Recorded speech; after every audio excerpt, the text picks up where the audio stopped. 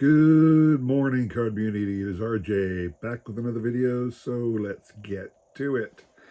Today's random Mike Schmidt item of the day from 2005 Upper Deck, a release known as the Artifacts. So this is 2005 Upper Deck Artifacts. It was a completely separate and high-end release.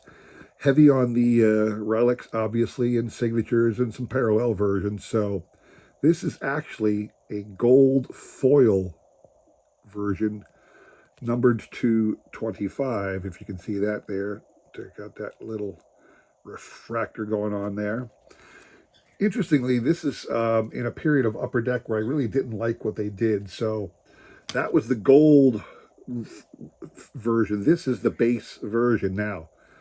The Artifacts product came out in a 200 card set. The first 100 were modern stars. The second 100 were limited in number. So this is part of technically the base set, but it is serial number to 199. And Upper Deck did this on several of their high-end products in the late 1990s and through the mid 2000s. They would put out a large release, but short print the high-end cards, kind of like what Heritage does now. Topps Heritage, they short print the higher card numbers, which I despise immensely. Absolutely hate that because I'm a select collector, so it's just that much harder. So this is the base one, and what I just picked up recently was the gold, rainbow edition, essentially, out of 25. The 2005 Upper Deck Artifacts, MLB Artifacts. All right. Today's random baseball item of the day. This is from 2022. Stars of the MLB Chrome, Joey Votto. I don't know about you guys. I'd love to hear what you think about it in the comments below, but Joey Votto strikes me as one of those guys who's borderline Hall of Famer. He's a very popular player, so he's got the writers on his side probably, but he's one of those guys that was, he was about kind of like a Steve Garvey or a Dave Parker to me. Steve Garvey more so because they're both first basemen, but and he had a MVP season too, Garvey did. Well, so did Joey Votto, but this is a guy who people don't think about when they think about the stars of the game. I mean, he's star of the MLB, but unless you live in Cincinnati, Joey Votto's like an afterthought in anybody's consciousness. Yet he was a freaking awesome player his whole career, just a steady Eddie kind of a guy, So here he is, stars of the MLB Chrome. I'd like to know what you think. My gut is he won't get in on his first try, but he might eventually get in. That's how I look at Joey Votto. There you have that. Today's trivia question. So, in the first modern World Series came in 1903. Pirates versus the Red Sox, okay? And I say modern because there were after postseason games back in the late 1800s, some of which were called the World Series. Some of those postseason series were called the World Series, and but I'm not talking about them. I'm talking about the first modern World Series, which happened in 1903. So the first World Series ever, 1903. Who was the first person to come to bat in World Series competition? That's the question I have for you. Who was the first person to come to bat in World Series competition? So send me an email with the correct answer, what you're playing for. Awesome Mike Schmidt card. This is from the release from the team, sponsored by Tasty Cakes. It is Mike Schmidt, a future Hall of Famer. You saw there, it lists his career home run totals on the back of this, along with everybody else who was current at the time. So that's what you're playing for. from 1984. Send me an email with the correct answer to that question.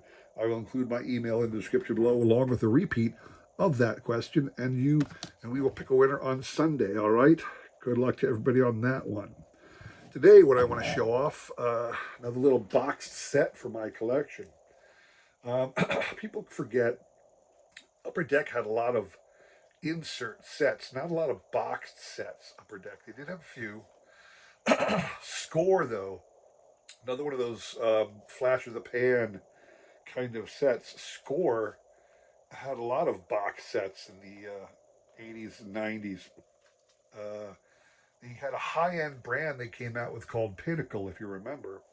And Pinnacle had some box sets of their own. Now, Score was smart because they signed exclusive rights to two of the biggest names in the hobby at the time. They had the rights to both Mickey Mantle and Joe DiMaggio at one time, and they made little box sets of both of those guys. Okay, I had the Joe DiMaggio set I've shown off in the past. I just recently picked up the Mickey Mantle one. So this is a exclusive 30 card set of Mickey Mantle. You can see here the what they talk about on each card. And what I love about these little box sets is these are really high-end and very glossy high-end cards. They look like modern cards, but the images are images you don't get on your typical baseball cards because they fit so nicely in this like biography kind of a set, you know? They fit really good in this little set. And here you go, there's 30 of them. Picture of Mickey Mantle as a boy with his dad. Mutt Mantle, Mutt was his nickname. If you look on the back right here, Elvin was his given name. But it's a really cool, you can see a lot of Mickey in that picture right there. Here's a picture of Mickey. Right out of high school, he got drafted by the Yankees, or signed by the Yankees, I guess you would say, talking to his high school football mates. There is his high school yearbook, along with what he had printed in it. All right. And here's an awesome one. Here he is in his minor league uniform with Joplin, Missouri. Got a J on the cap. Here he is, spring training, rookie season. Really young looking Mickey. Love this one. The name the name of the card says "The Beginning," but also take a look at the swing and the follow through. Number 6. I mean, we always remember Mickey Mantle wearing number 7, but this is a good image of him wearing number 6 in his first season. This one's even better. I don't recall seeing this image before, where he's standing at the plate, looking really serious there, very young, and you can see the number 6 on the back.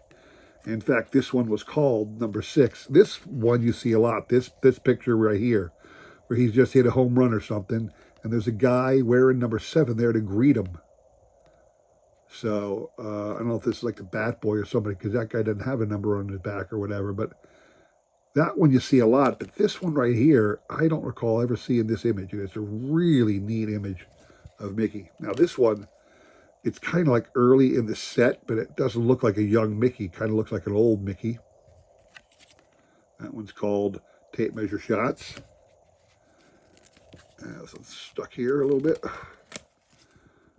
Another young looking guy. I can't remember the year that patch was. The shoulder patch there. Still young looking Mickey Mantle, the rookie. This one you've seen before, spring training, leap in the air kind of thing. Because Mickey was a shortstop when he was really young. Here he is crashing into a wall. This is probably in the 60s, because that's probably, I don't want to assume that was Roger Maris, but that's number 9. It would be Roger Maris later on.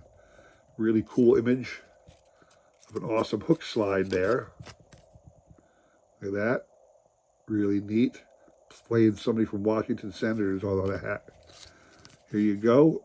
It looks here like he was at home getting ready for his next contract, just signed or something like that. This one, you've seen this kind of image a lot of times. That's an image of Mickey you see a lot, even though it's a painting. There's Mickey and Casey Stengel. Mickey's got his triple crown on here. You can see here they had all these posed pictures they did for the news writers. You got his league-leading batting average, home runs, and RBIs right there. Nice, cool image with Stengel. Here's a nice image. I don't know who that pitcher was. I wish I could tell, but look at the intensity on his swing there. I'm not sure what the 4 is signifying that one. His 4th home run, maybe? Oh, he had a grand slam. That's why the 4. Switch hitter, obviously. Here's a neat image of Mickey Mantle. Look at the blonde locks on this guy.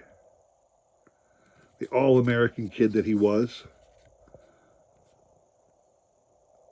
The well-known follow switch. Here's what I'm talking about before. These are the kind of images you get on these little box sets that you just don't find anywhere else. When's the last time you ever saw that image? There's a really cool image of him in the dugout. Enthusiasm, it says. That looks really neat. I love that image. That's kind of fun. A lot of him swinging. You're going to get that a lot.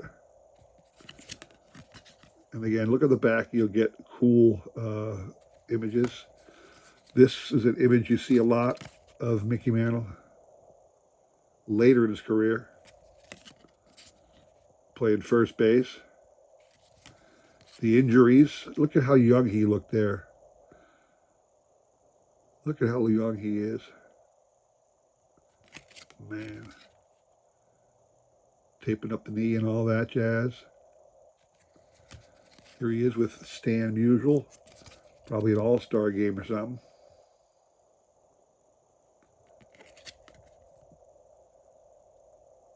Mick and Stan. There you go. Whitey Ford, Yogi Berra, Mickey Mantle. Neat image there. Not even a back photo on that one. Here he is with Billy Martin. Him and Billy Martin were good friends for many, many years. Obviously Casey, the father figure to him after Mutt died. Casey was his father figure after that.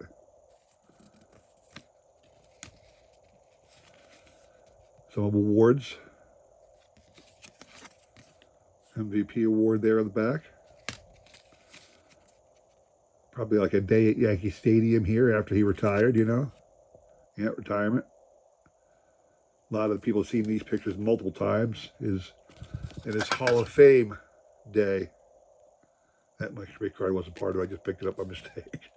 That's card number 30 at 30. There's Mickey's plaque. I'm sure most of you have seen Mickey's plaque and you know what it says, Mickey Charles Mantle and all that jazz. So there you go. That is those sets are really inexpensive to get. You can get them for under 20 bucks sometimes. But I just so love these little box sets of players sometimes once in a while. You know, sometimes players, sometimes groups of players, you know, league leaders, minis, whatever. I love me some box sets. Oops, sorry about that little knock there. And this, like I said, was a Pinnacle release from 1992, 30-card set. They have a similar one for Dojo DiMaggio that they did, so loving it. Love me a box set. Another one for my collection. I'm winding down. I'm into the 1990s now. Loving it. So that's all I have for you today. If you enjoyed that, please consider liking, subscribing, commenting, and all that jazz. I really appreciate all your support as I try my best to support everybody else in this great card community, all right? Appreciate you all watching. Got one more big one on Friday. Remember, I got the huge cards to show off on Friday, so stop back for that, all right? Appreciate you all watching. Have a great week. Take care.